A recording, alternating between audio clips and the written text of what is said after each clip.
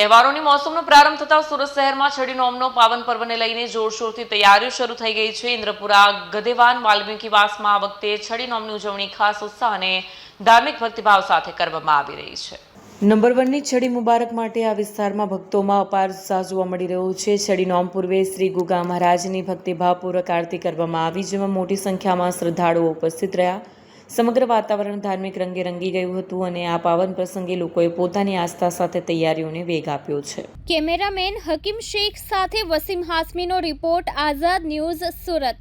મારું નામ પ્રવીણભાઈ બાબુભાઈ પટેલ, છડી નંબર 1ના વહીવટ કરતા છે।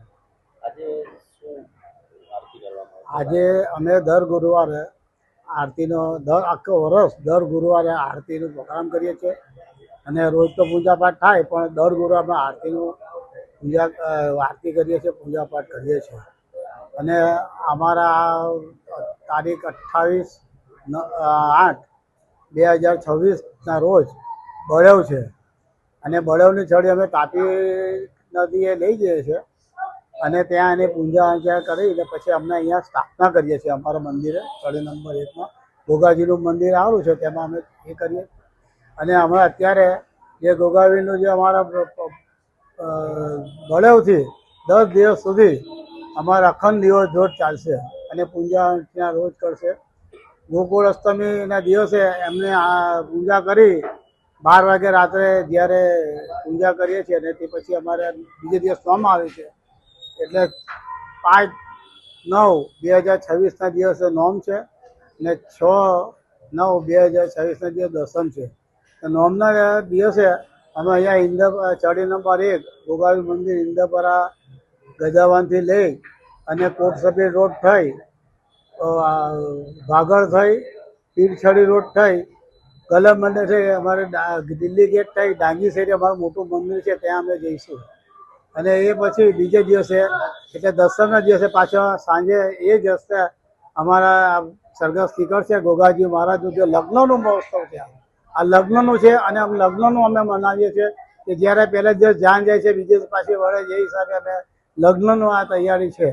અને આજથી અત્યારે એ છે અમારા ત્યાં બળેવનું કામ જે છડી નીકળવાનું તેનું આમ કામકાજ અત્યારે ચાલુ છે અને એમાં આ કામકાજમાં અમારે લગભગ 2 થી 2.5 મહિના જેવો અમને સમય લાગે છે।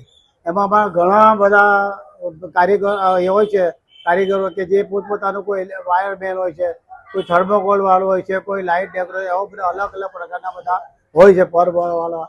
અને એમાં અમારે 2 થી 2.5 મહિના સુધી એમને બહુ રાત દિવસ મહેનત કરવી પડે છે। કે આ વસ્તુ એવી છે કે છડી જે લઈને ચાલવાનું છે, ભૂગાળા પગે એક કાપડના અંદર બાંધીને ફેટ કમરે, તો એક બહુ મોટું અમારે એનું ચમત્કાર છે કે જે આટલા બધા કિલો વજનનું હોય એમાં આપતા નથી, તો ઘણું વજનનું છે। આપ બધા જોતા હશો કે ભાઈ નમાવે ત્યારે કેટલો ઉચ્ચ ક્યારે ક્યાં ઉગાડ પર કે એક એમને અમારા ગુગાવી રીષ્ટદેવ મહારાજની અમારી કૃપાથી અમે આ ચમત્કાર છે કે આ એક સ્થળ છે જે જહાવીર ગોગાજી મંદિર એ છડી નંબર ગધવાનમાં આવેલું છે।